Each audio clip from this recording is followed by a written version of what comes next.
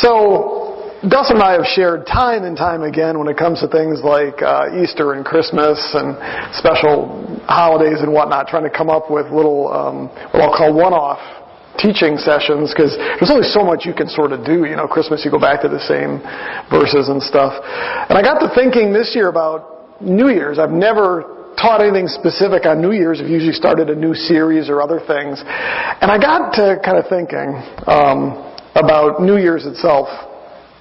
And I'm going to run through a couple of things here and ask if you know what these things have in common. And you probably know where I might be going with this. But many of you are probably familiar with Mary Shelley's Frankenstein novel. It was published on a specific day. It was initially published anonymously. Didn't know who wrote it. Another important event. Importing slaves in the United States was declared illegal on a particular day. Time zones. Anybody know when our time zones came about? 25 different nations all agreed to what we now have as our standard time and our different time zones. The discovery of the X-rays. X-rays was announced on a particular day. President Theodore Roosevelt set a new world record. Anybody know what his new world record was? He shook 8,513 hands in one day. On a particular day. You know the name Hubble, the space telescope? Edwin Hubble announced the first discovery of a galaxy outside of our own galaxy that was made on a specific day. Cigarette advertising on television was banned on a particular day. I don't know if you guys remember that. I do. VH1, the competitor to MTV, debuted on cable on a specific day. The euro currency was introduced. And probably more important and something that hits home with me, the world did not end on this day in the year 2000. Anybody remember what that was? Y2K. And what was supposed to happen? Everything was all supposed to fall apart. On what particular day? January 3rd. All of these things I just mentioned happened on January 1st of whatever specific year. I just thought that was kind of interesting. All those events happened on New Year's Day. So as I got to start thinking about this, I started thinking about the scriptures, and I began to wonder, there's no command that I'm aware of in the Old or the New Testament to celebrate New Year's Day. Not that I could find. But I thought, maybe I'm overlooking something. So I went back and I looked. Couldn't find anything. However, as I dug through the Old Testament, I noticed that there were a number of references to events that happened on the first day of the year. So even though there's no command in the Scriptures to celebrate the first day of the year, there are quite a few things that actually happened on the first day of the year, and they're highlighted in the Scriptures. Now, I don't know what the significance of that is necessarily, but I thought it would be kind of fun in my own study to kind of go through and look to see how many of these things I could find, because there were some that kind of came to mind. And I was actually surprised at the number of things that are tied to the first day of the year, scripturally. And so we're going to go through those today. Now, there's one that should come to your mind immediately. It's probably one of the most significant events in the Bible. Happens at the beginning of the Bible, and it happens to happen on the first day of the year. Does anybody know what I'm talking about? Come on, you have to know. Creation, right. I mean, think about that. In the beginning, God created the heavens and the earth. And we know that time, space, everything was created at that particular point. In fact, it starts out with day 1, day 2, day 3. And so, as silly as it may sound to point that out, that is the reality of it. Is God created everything on the first day of the first year. Genesis chapter 1, verses 1 through 4. And you can flip here with me on these as we look through them. It says, in the beginning, God created the heavens and the earth. And the earth was formless and void, and darkness was over the surface of the deep, and the Spirit of God was moving over the surface of the waters. Then God said, "Let there be light," and there was light. God saw that the light was good, and God separated the light from the darkness, and He called the light day, and the darkness He called night, and there was evening, and there was morning one day. So the first thing that we see scripturally speaking is, and again, I'm not dealing with January 1st. We'll get to that kind of stuff later. But the first day of the very first year, God created everything. Now turn to Genesis chapter 8. I thought this was interesting. I'm going to refer to that first one as a new creation is tied to the first day of the year. And now I'm going to say that a new start was tied to the first day of the year. Look at Genesis chapter 8. Now you know the story here. We're dealing with the flood. God had to wipe out all of creation because mankind had become so wicked that the earth was filled with violence. Everything was wicked. And we have to stop and realize that God is not a drastic God. And what I mean by that is, He only takes drastic steps when He has to take drastic steps. And this was one of them. For God to have gotten to that place where He's looking at mankind, and the only solution He sees is to wipe out mankind, that's pretty drastic. And He did that. He wiped out all of mankind, all of the animals, with the exception of those that were put on the ark, and then some within the oceans. Maybe insects that probably survived through getting on raft logs and other things. But for the most part, God had to destroy all of mankind with the exception of those 8 that were on the ark. Most of the animal kingdom. And look at what happens then in Genesis chapter 8, verse 13. Genesis chapter 8, starting in verse 13. Now it came about in the 601st year, in the first month, on the first of the month. So, the first day of the year, in essence, is what he's saying here.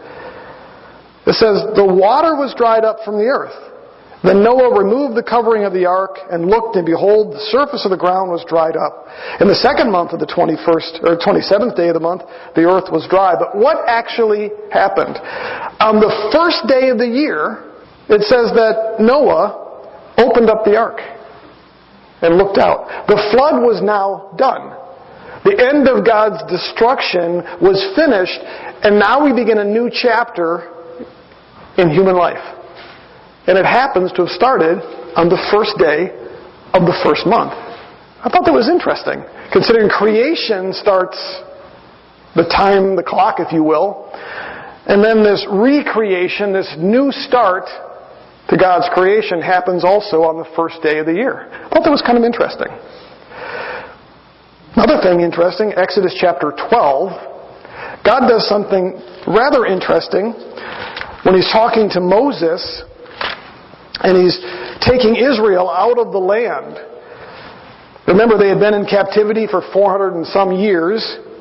We turn to Exodus chapter 12, look at verses 1 and 2. Now the Lord said to Moses and Aaron in the land of Egypt, this month shall be the beginning of months for you. In other words, the beginning of their year. It is to be the first month of the year to you. Speak to all the congregation of Israel, saying, on the 10th of this month they are to each take one lamb for themselves according to their father's households, a lamb for each household, and then we find the discussion of Passover there. But what's interesting about this, I'm going to refer to this as a new calendar. What God did at the beginning of the Exodus here now, as they're preparing to leave Egypt, is He establishes a new calendar year for Israel. Basically starts their calendar over. Now we don't know what time this was. All we're told is that this month shall be the beginning. We don't know what month that was in Egyptian chronology. We just know that God basically looked at Moses and said, I'm going to give you a new calendar today. Your year as Hebrews starts today. And it was the beginning of the Exodus.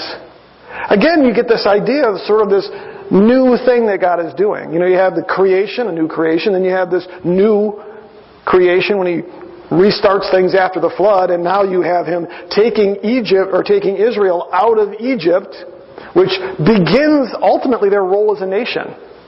Because they were part of Egypt until then, and now He's taking them out and they'll ultimately begin making their way towards the land of Canaan. And again, it all starts with a whole new calendar. Now, it wasn't until the Babylonian exile that the Jews began to use names for their months. If you notice, most of the time in the Scriptures, most of the Old Testament refers to the months by simply the first month, the second month, the third month. You do find some places where there are some names given, but it's believed that those were probably edited later. The names that the Hebrews actually used for their months later on came from after they left Babylon. They had taken some of the Babylonian months, and they used those. And it appears that when we see those used earlier in the Old Testament, that they were probably added at that time, meaning somebody went and changed it to put that month there so that we might know what those are. But most of the time, and you do see this, most of the references before you get to things like 1 Kings, Esther, etc., most of them are first month, second month, third month, fourth month. We don't really know what their names were because they were just referred to that way. So again, it wasn't until after they had left Babylon that they started assigning month names to their months. I think there's probably a reason why God did this here. Why would God give to Egypt or give to Israel a new calendar? Well, one of the things we have to understand is that in the ancient Near East, much of their calendar was based around religious holidays. It was based around their gods. In fact, even our own Gregorian calendar is named after Greek gods, like January, Janus, for instance. Not all of them, but some of them are. And so what God likely did here was He probably, after they had spent 400 and some plus years in Egypt, surrounded by a polytheistic culture, one of the things God did was give them a new calendar to separate them from those holidays and other things that they might have been used to celebrating in Egypt with the Egyptians. And so it again gets this idea of kind of a new start for Israel. Now again, it might be a little bit confusing as we think about this because, believe it or not, there's really today 3 different calendars that the Hebrews follow. One of them is based on what we find here in Exodus chapter 12. There's another one where their year kind of begins later on in the year, and then they also follow the Gregorian calendar that we follow today. And so there's like a civil calendar, there's an agricultural calendar, there's a religious calendar. The one that started here in Exodus chapter 12, to this day, the Jews even follow as their religious calendar. It's when their religious holidays, so they use that to track those. But then again, they have kind of an agricultural calendar. So you sometimes will find, as we listen today, you'll find that they'll say their new year begins later on in the year. Other times they say their new year begins January 1st like ours, and other times they say their new year begins in the spring. And it gets really confusing. And so sometimes they say their new year is this month, sometimes they say their new year is this month. Like I said, it's enough to make your heads spin. But what we're talking about here is God establishing a new calendar for Israel. And one of the things that becomes really clear in the Old Testament is it's then used to celebrate their holidays. I find that fascinating because what we're told in the book of Genesis is that the creation of the sun, moon, stars, etc. are tied to the celebration of religious holidays. It's partly why God gave us the sun, moon, and stars so that we could tell time. And they're tied to the celebration of religious holidays, especially in the Old Testament. So we see once again here the importance of the first, I'll say it, the first day of the first month of the first year. Something else that happens, Exodus chapter 40, another fairly major event. Exodus chapter 40. I'm going to call this a new tabernacle. You remember as they went out into the wilderness, about a year later, God had them build a tabernacle which would then house the Ark of the Covenant, the 10 Commandments. It would be the sort of the central place that they would see God because God's Spirit would come down upon the tabernacle. But if you look at Exodus chapter 40, we're going to read through a number of verses here, but verse 1, Then the Lord spoke to Moses, saying, On the first day of the first month, you shall set up the tabernacle of the tent of meeting. And so God basically told Moses when he would set up this new thing called the tabernacle. And he told him specifically, you're going to set this up on the first month, the first day. That would be in our calendar January 1st. In their calendar wouldn't have been January 1st, but it was the beginning of their year. I find that interesting as well, because that tabernacle represented a new era in Israel's life. It's where they would see God. It's where God would come down and His presence would be there. It housed, again, the Ark of the Covenant, the Ten Commandments. And if we jump down a little bit later, down into verse 17, it says, "Now, in the first month of the second year," in other words, 1 year later, "in the first month of the second year, on the first day of the month, the tabernacle was erected." So Moses did exactly what God told him to do. Earlier in chapter 40, he says, "I want you to do this on the first day of the year." And then when that period came around, that's exactly what God did. On the first day of the year, God established and set up, through Moses, the tabernacle. Moses erected the tabernacle and laid its sockets and set up its boards and inserted its bars and erected its pillars. He spread the tent over the tabernacle and put the covering of the tent on top of it, just as the Lord had commanded Moses. And so once again, we basically see God do something interesting on the first day of the year. And that's to set up the tabernacle, which would then ultimately become the place where, again, they would see God, ultimately throughout their history. So, a new tabernacle. And again, it all began on the first day of the year. Turn to 2 Chronicles with me. I'm going to refer to this as a new revival. Another key point in Israel's history.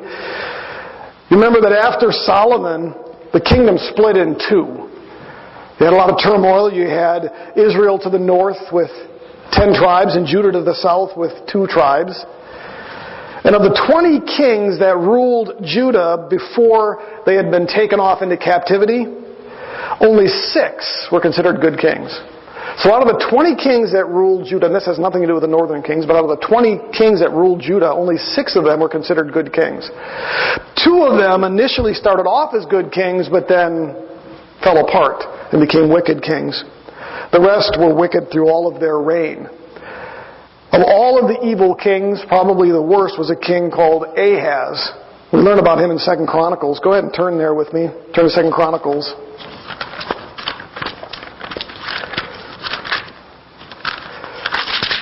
Second Chronicles chapter 28. We'll get an indication of who this man was, but King Ahaz. Chapter 28 of 2 Chronicles. Ahaz was 20 years old when he became king, and he reigned 16 years in Jerusalem. And he did not do right in the sight of the Lord as David his father had done. But he walked in the ways of the kings of Israel, the northern tribes. He also made molten images for the Baals. Moreover, he burned incense in the valley of Ben-Hinnom, and burned his sons in the fire, which means he sacrificed his children, his own children, to the pagan gods. According to the abomination of the nations whom the Lord had driven out before the sons of Israel, he sacrificed and burned incense on the high places, on the hills, and under every green tree. Jump down to verse 16. At that time, King Ahaz sent to the kings of Assyria for help. For again, the Edomites had come and attacked Judah and carried away captives. The Philistines also had invaded the cities of the lowland and the Negev of Judah, which is to the south, and had taken Beth-Shemesh, Ajalon, Jeroth, and Succoth, and with the villages, Timnah with its villages, and Gibnah with its villages, and they settled there. You would think at this point he might get the message from God. God is chastising him. For the Lord humbled Judah because of Ahaz, king of Israel. For he had brought about a lack of restraint in Judah and was very unfaithful to the Lord. So Tiglath-Pileser, king of Assyria, came against him and afflicted him instead of strengthening him. Although Ahaz took a portion out of the house of the Lord and out of the palace of the king and of the princes and gave it to the king of Assyria, it did not help. In other words, he tried to appease the king of Assyria. God is using the king of Assyria to chastise Judah, trying to bring them about into repentance. And instead, King Ahaz tries to buy him off. It didn't work.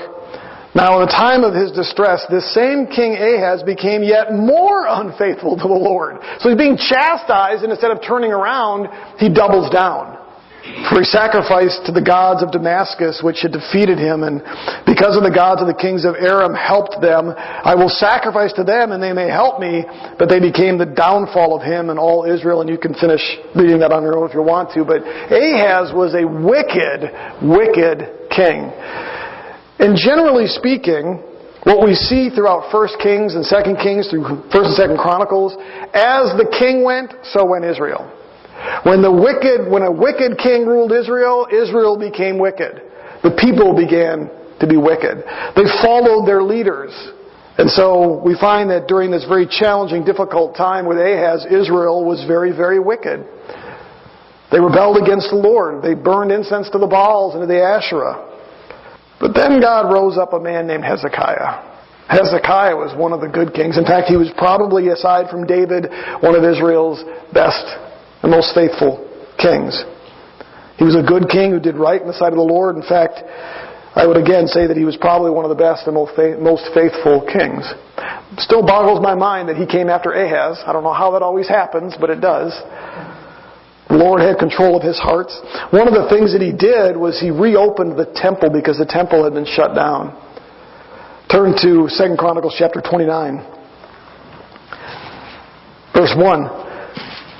Hezekiah became king when he was 25 years old, and he reigned 29 years in Jerusalem, and his mother's name was Abijah, the daughter of Zechariah. He did right in the sight of the Lord according to all that his father David had done. In the first year of his reign, and look at this, in the first month, he opened the doors of the house of the Lord and repaired them. And so we have this individual, Hezekiah, who brought about a pretty significant revival in Israel after some pretty wicked kings. And ultimately, what does he do? He begins this revival on the first day of the year. I'll call it New Year's, if you will. Again, we find this new thing that takes place, and I would again call this a new revival, a reawakening by God. Look at 2 Chronicles chapter 29, verses 5 through 16. He said to them, "Listen to me, O Levites," those are the priests, "consecrate yourselves now and consecrate the house of the Lord, the God of your fathers, and carry the uncleanness out from the holy place." He's essentially clearing out the temple of all of the false gods and everything else. "For our fathers have been unfaithful and have done evil in the sight of the Lord our God, and have forsaken Him and turned their faces away from the dwelling place of the Lord and have turned their backs. They have also shut the doors of the porch and put out the lamps and have not burned incense or offered burnt offerings in the holy place to the God of Israel. Therefore the wrath of the Lord is turned against Judah and Israel and has made them an object of terror, of horror, and of hissing. And you see it with your own eyes.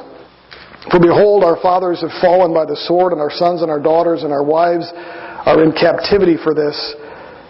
Now it is in my heart to make a covenant with the Lord God of Israel, and His burning anger may turn away from us. My sons, do not be negligent now, for the Lord has chosen you to stand before Him, to minister to Him, and to be His ministers and burn incense." Now jump down into verses 17 through 19. "Now they began the consecration on the first day of the first month." So you see what Hezekiah did there.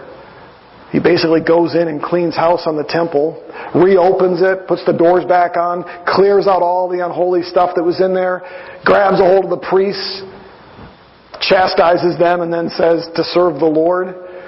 And he begins this revival that lasted for 29 years in Israel. And what day does it start on? The first day. Again, just kind of interesting. Ezekiel chapter 45. Turn there with me. We'll look at another event.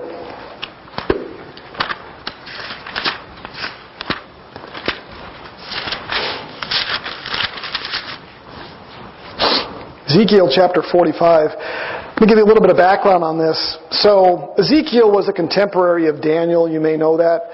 He was one of the prophets that was carried off into exile when they were taken to Babylon. And so he was in exile along with Daniel. And one of the things he's known for is his prophecies regarding the restoration of Israel after the captivity and the rebuilding of the temple.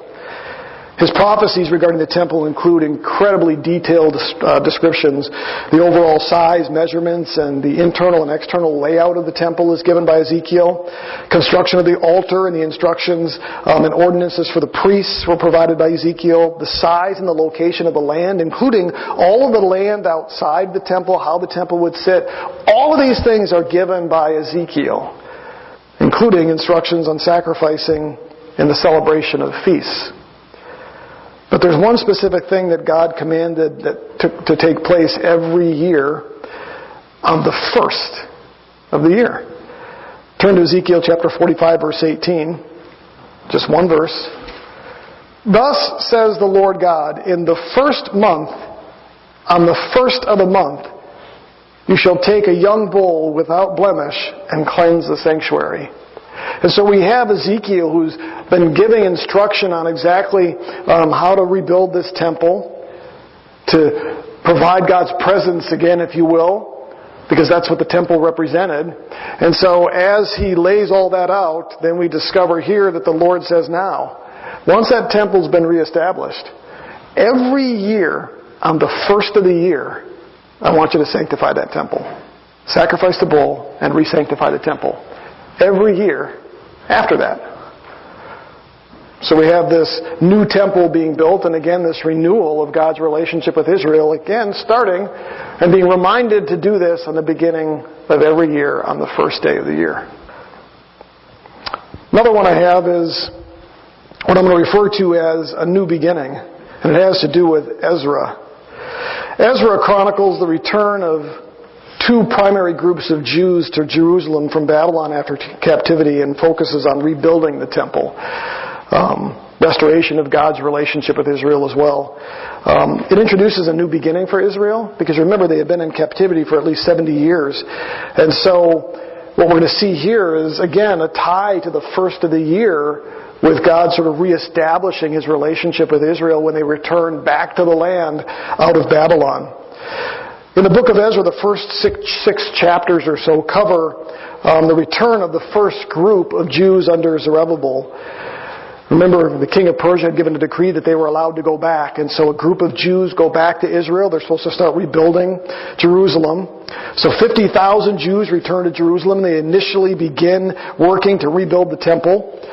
However, a few years later, some of their enemies complain because they don't want the temple rebuilt. And so because of their complaining, Israel stops construction. These 50,000 Jews just stop. They were told to go back and rebuild, but because of the opposition they faced, they just stopped doing that. So the temple sat unfinished for 50 years. They just kind of got comfortable there, living back in the land without having their temple. So God sent some new prophets. Remember Haggai and Zechariah. And these new prophets were there to stir up the Jews to say, you got to restart building it. You came here to build the temple, and it's time to get back to business. You've been sitting lazy for 50 years. Get back to business. Finish the job.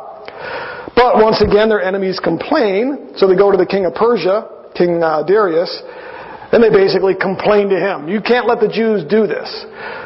Well, he decides to look through some of the old records, and he comes across the original decree that permitted the Jews to go back to Jerusalem.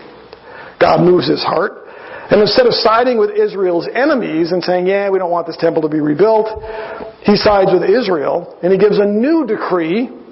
But not only that, he tells Israel's enemies, you're going to finance the building of the temple by taxing them. It's not enough that he just put a stop to their shenanigans, but he's going to basically make them pay for the rebuilding of the temple. In addition, he goes through and he gathers a bunch of the original items from the temple that they had sort of taken over as Babylon, the gold and the silver, and he sends those back to furnish the temple too. Pretty amazing thing. And so Ezra's, one of the prophets now that's going to go back with all of this, all the gold and the silver and the new tax structure, and he's going to go back to Jerusalem, and he's going to spur them, along with Haggai and Zechariah, to rebuild this temple. And so then when we get to chapter 7 of Ezra, we see his return, and you probably already know where I'm going with this, but he happens to do this on a specific day. So turn to Ezra, chapter 7. get there.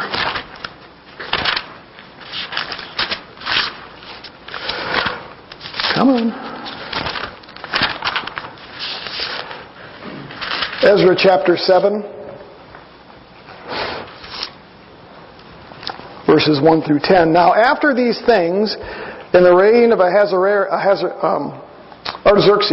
king of Persia, there went up Ezra, son of Seraiah, son of Azariah, and son of Hilkiah. And then you can see the rest of the names there. Verse 6, Then this Ezra went up from Babylon, and he was a scribe skilled in the law of Moses, which the Lord God of Israel had given, and the king granted him all he requested, because the hand of the Lord his God was upon him. Some of the sons of Israel, and some of the priests, and the Levites, and the singers, and the gatekeepers, and the temple servants went up to Jerusalem in the 7th year of King Artaxerxes. He came to Jerusalem in the 5th month, which was in the 7th year of the king. And then look at this little note here. For on the 1st of the month, he began to go up from Babylon, and on the 1st of the 5th month, he came to Jerusalem. In other words, it took him those 5 months to travel. But he chose to leave Babylon on the 1st day of the year to head back and to do what God had called him to do.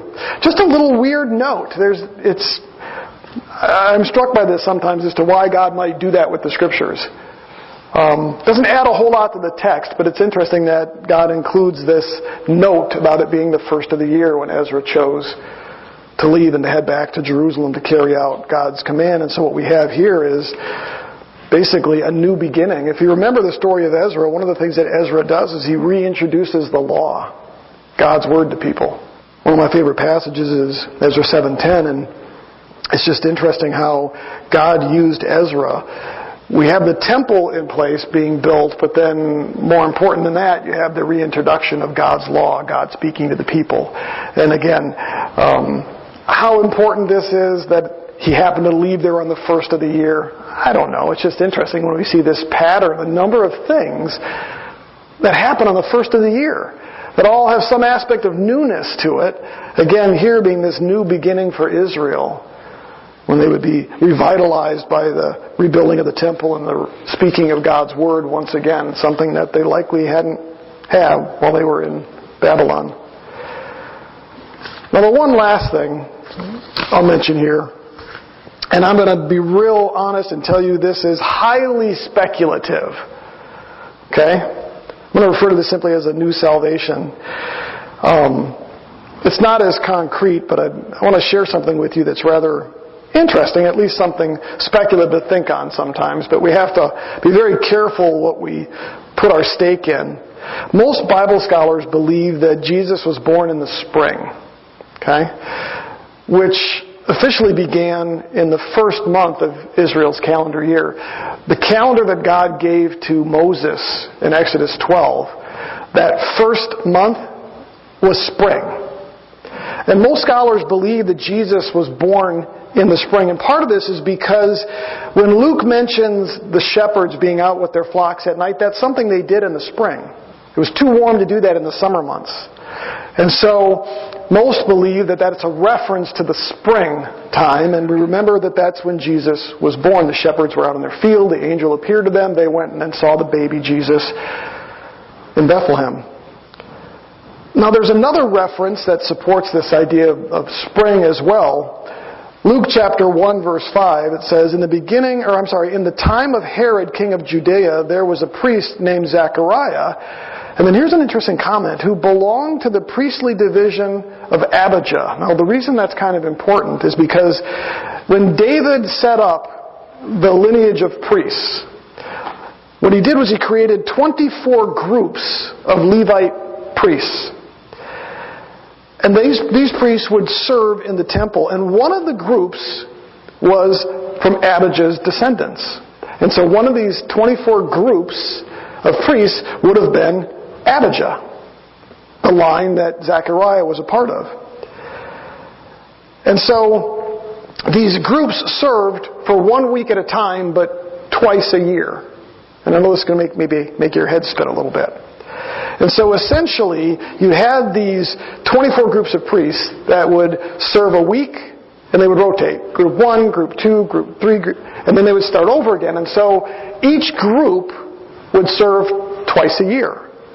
Now, what's really interesting about this is the Jews are really good about keeping records of who served when.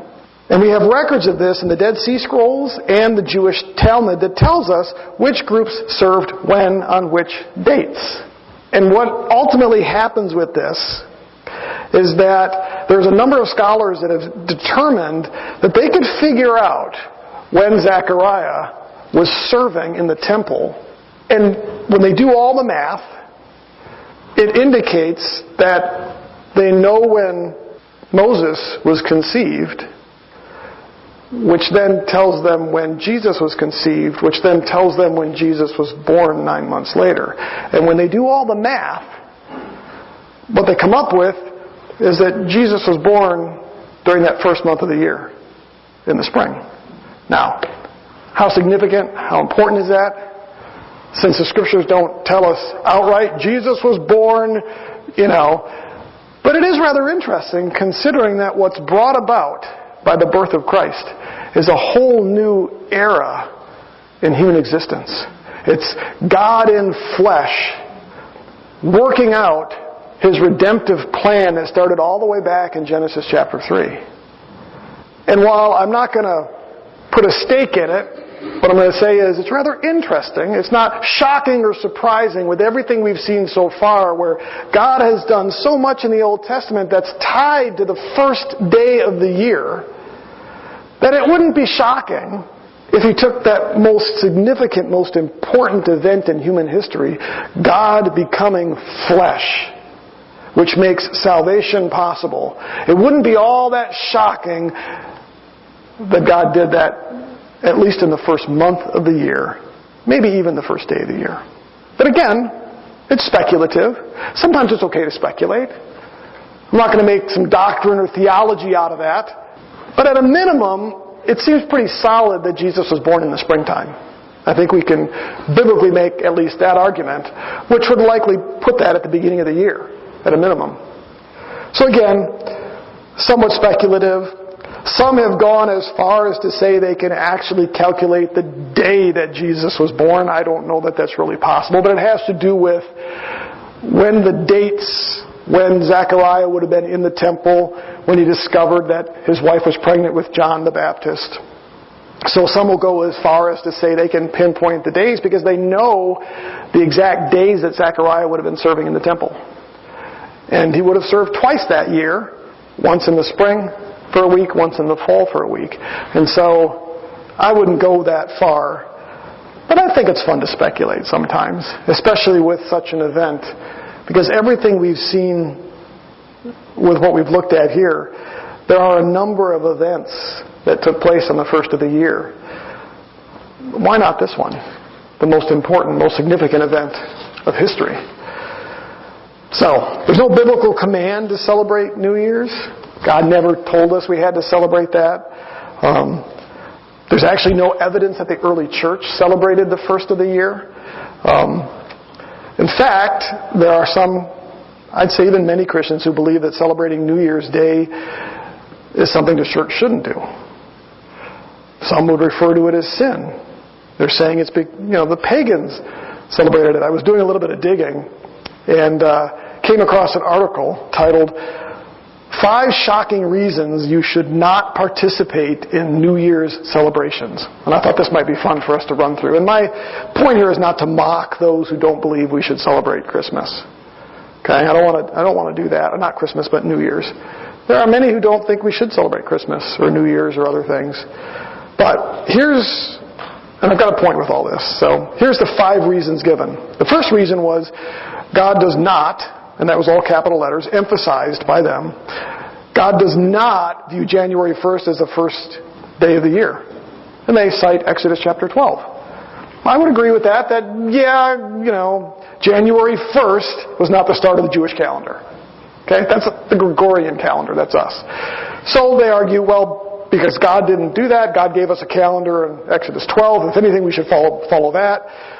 Okay, so God didn't emphasize January 1st. I get that. Second was that it's a pagan celebration. And what they would cite is that Julius Caesar first declared January 1st the first day of the year, and it was to honor the pagan god Janus. Okay? So, they would argue we shouldn't celebrate the first of the year because Julius Caesar established that as the first day of the year to honor the god Janus. The third reason they gave is Satan tampered with the Gregorian calendar.